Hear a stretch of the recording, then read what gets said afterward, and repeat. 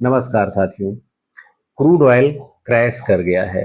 7% से ज़्यादा की गिरावट थी, 5% के आसपास अभी भी डाउन साइड ट्रेड हो रहा है।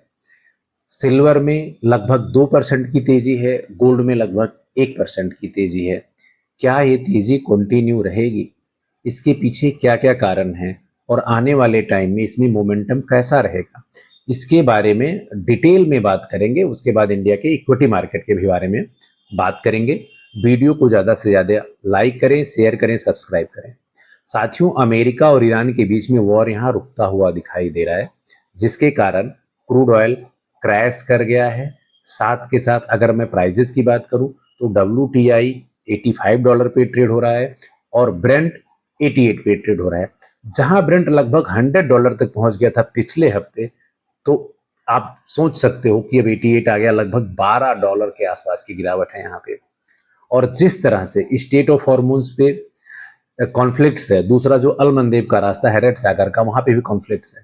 इसके बावजूद अगर इतने बड़ी मात्रा में यहाँ क्राइसिस आते हैं और आने वाले टाइम में अगर ये रास्ते ओपन होते हैं और अमेरिका ईरान के बीच में डील होता है, तो वहां पे और भी ज्यादा गिरावट आने की संभावनाएं हैं, जिसके कारण सिल्वर, गोल्ड और इंडिया के इक्विटी मार्केट में मोमेंटम बनता हुआ दिखाई देगा। इसके अलावा और भी बहुत सारे ऐसे कारण हैं, ऐसे फैक्टर हैं जो सिल्वर गोल्ड इक्विटी को प्रभावित करेंगे इस हफ्ते। इस हफ्ते जो बड़ा यहाँ पे इवेंट है वो फेडरल बैंक का मीटिंग। बड़ा प्रिडिक्शन है कि रेट ऑफ इंटरेस्ट को एज इट इज रखा जाएगा, लेकिन जिस तरह से अमेरिका का डिफेंस बजट बढ़ा है और उनके जो जीडीपी का डेटा इस हफ्ते आने वाला है, वो भी काफी कुछ डिपेंड करेगा कि फेडरल बैंक किस तरह का डिसीजन लेता है। इन्फ्लेशन का डेटा आने वाला है, उस पर डिपेंड करेगा कि फेडरल बैंक किस तरह का डिसीजन लेता है। तो जीडीपी, इन्फ्लेशन और फेडरल बैंक, ये तीनों इवेंट बहुत ही बड़े फ्यूल का काम करेंगे सिल्वर, गोल्ड और स्पेशली इंडिया के इक्विटी मार्केट के लिए।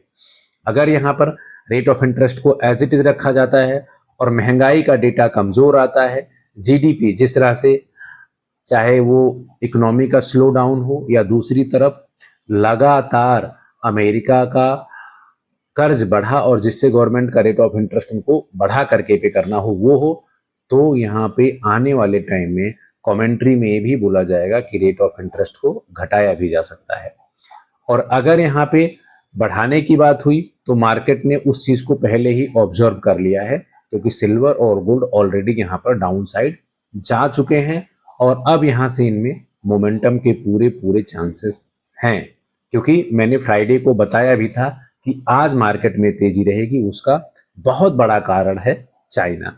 चाइना ने जिस तरह से सिल्वर और गोल्ड दोनों को अब फिजिकल में फोकस करना शुरू किया है, तो आने वाले टाइम में अब मार्केट का मोमेंटम आपको यहाँ से तेजी पकड़ने की पूरे पूरे उम्मीद है। अगर मैं अभी प्राइजेस की बात करूं तो सिल्वर लगभग $60 के आसपास ट्रेड हो रहा है। अगर ये $61 को ब्रेक करता है तो ये 65 से लेकर के $75 तक जा सकता है शॉर्ट टर्म में।